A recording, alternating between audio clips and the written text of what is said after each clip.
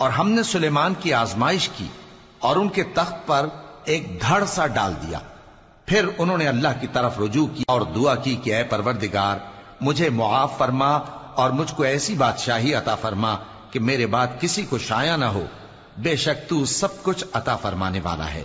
پھر ہم نے ہوا کو ان کے زیر فرمان کر دیا کہ جہاں وہ پہنچنا چاہتے ان کے حکم سے نرم نرم چلنے لگتی، اور جنوں کو بھی ان کے زیر فرمان کیا۔ یہ سب عمارتیں بنانے والے اور غوطہ مارنے والے تھے، اور کچھ دوسروں کو بھی جو زنجیروں میں جکڑے ہوئے تھے۔ ہم نے کہا یہ ہماری بخشش ہے، چاہو تو احسان کرو یا رکھ چھوڑو، تم سے کچھ حساب نہیں ہے، اور بے شک ان کے لیے ہمارے ہاں قرب اور عمدہ ٹھکانہ ہے۔ اور ہمارے بندے ایوب کو یاد کرو جب انہوں نے اپنے رب کو پکارا اور کہا کہ شیطان نے مجھ کو ایذا اور تکلیف دے رکھی ہے۔ ہم نے کہا کہ زمین پر لات مارو، دیکھو یہ چشمہ نکل آیا، نہانے کو ٹھنڈا پانی اور پینے کو بھی، اور ہم نے ان کو اہل و عیال اور ان کے ساتھ اتنے ہی اور بخشے۔ یہ ہماری طرف سے رحمت اور عقل والوں کے لیے نصیحت تھی۔ اور ہم نے کہا اپنے ہاتھ میں تنکوں کا ایک مٹھا لو، پھر اس سے مار لو اور قسم نہ توڑو، بے شک ہم نے ان کو ثابت قدم پایا، بہت خوب بندے تھے، بے شک وہ بہت رجوع کرنے والے تھے۔ اور ہمارے بندوں ابراہیم اور اسحاق اور یعقوب کو یاد کرو جو قوت والے اور صاحب نظر تھے۔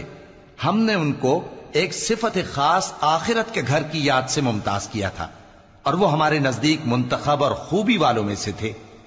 اور اسماعیل اور الیسع اور ذوالکفل کو یاد کرو، اور یہ سب بھی خوبی والوں میں سے تھے۔ یہ نصیحت ہے اور پرہیزگاروں کے لیے تو عمدہ ٹھکانہ ہے، ہمیشہ رہنے کے باغ جن کے دروازے ان کے لیے کھلے ہوں گے، ان میں تکیے لگائے بیٹھے ہوں گے، اور کھانے پینے کے لیے بہت سے میوے اور مشروبات منگاتے رہیں گے، اور ان کے پاس نیچی نگاہ رکھنے والی اور ہم عمر حوریں ہوں گی۔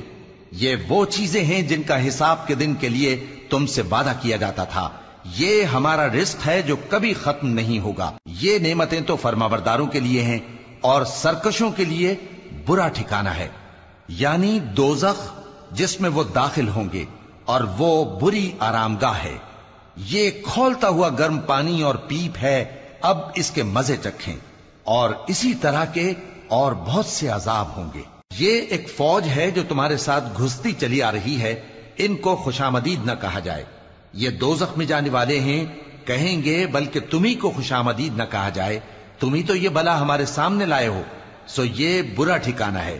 وہ کہیں گے اے پروردگار جو اس کو ہمارے سامنے لایا ہے اس کو دوزخ میں دگنا عذاب دے، اور کہیں گے کیا سبب ہے کہ یہاں ہم ان لوگوں کو نہیں دیکھتے جن کو ہم بروں میں شمار کرتے تھے؟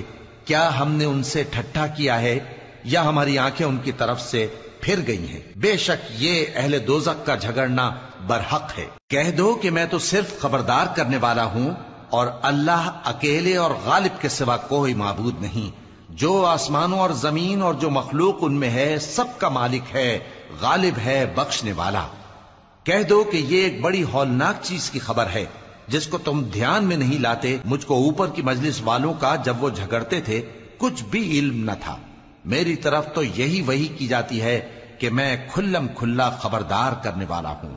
جب تمہارے پروردگار نے فرشتوں سے کہا کہ میں مٹی سے انسان بنانے والا ہوں، جب میں اس کو درست کر لوں اور اس میں اپنی روح پھونک دوں تو اس کے آگے سجدے میں گر پڑنا۔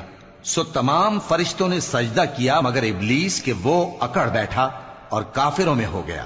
اللہ نے فرمایا کہ اے ابلیس، جس شخص کو میں نے اپنے ہاتھوں سے بنایا اس کے آگے سجدہ کرنے سے تجھے کس چیز نے منع کیا؟ کیا تو غرور میں آ گیا یا اونچے درجے والوں میں تھا؟ بولا کہ میں اس سے بہتر ہوں کہ تو نے مجھ کو آگ سے پیدا کیا اور اسے مٹی سے بنایا۔ فرمایا بس یہاں سے نکل جا، تو مردود ہے اور تجھ پر قیامت کے دن تک میری لعنت پڑتی رہے گی۔ کہنے لگا کہ میرے پروردگار اچھا تو مجھے اس روز تک کہ لوگ اٹھائے جائیں مہلت دے۔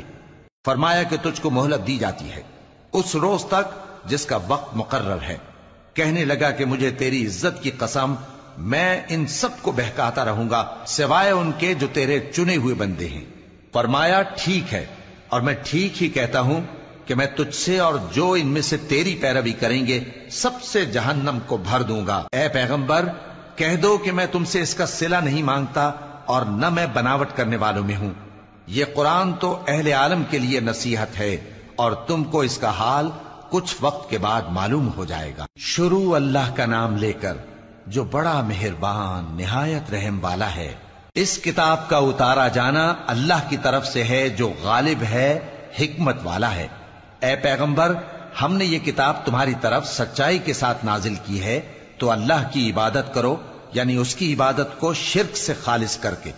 دیکھو، خالص عبادت اللہ ہی کے لیے زیبا ہے، اور جن لوگوں نے اس کے سوا اور دوست بنائے ہیں وہ کہتے ہیں کہ ہم ان کو اس لیے پوجتے ہیں کہ وہ ہم کو اللہ کا مقرب بنا دیں۔